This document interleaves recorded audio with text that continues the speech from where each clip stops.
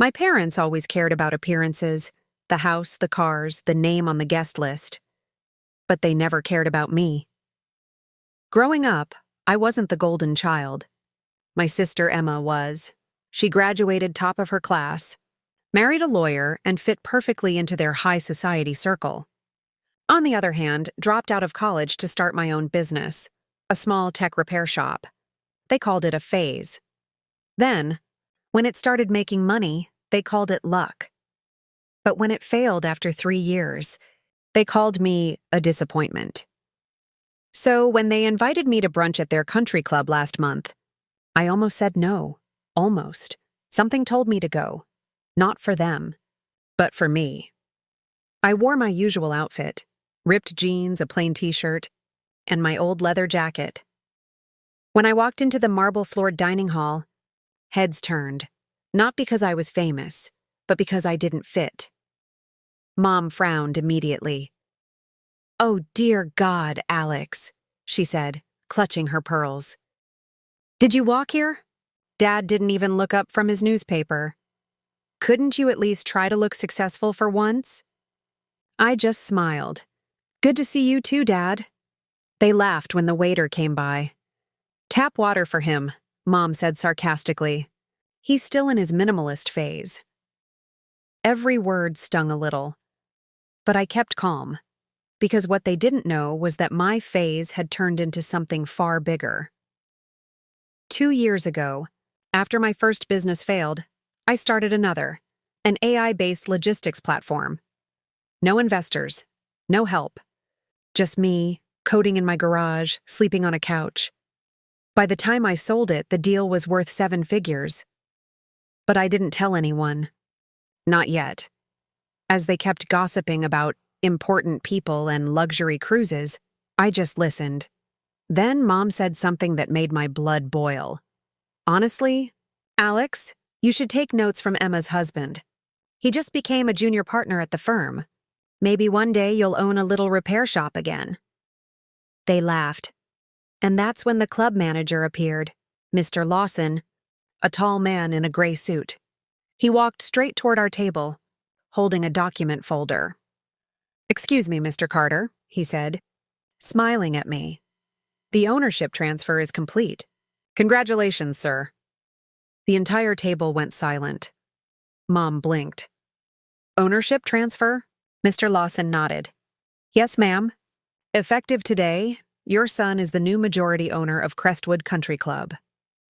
I leaned back, trying not to smile too wide. "Oh, I forgot to mention, I bought the place." Dad's jaw literally dropped. "You... what?" I took the folder, opened it, and showed the signed documents. Apparently, the old owner wanted to retire.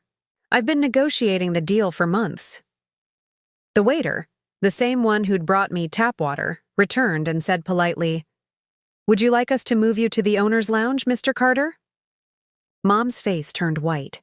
She tried to recover, forcing a laugh. "Oh, sweetheart, we were just teasing you. You know how proud we are?" I smiled, calm and cold. "No, Mom, you were laughing at me. There's a difference." The guests nearby started whispering. Emma's husband tried to lighten the mood. "Hey, at least it stays in the family, right?" But Dad wasn't laughing anymore.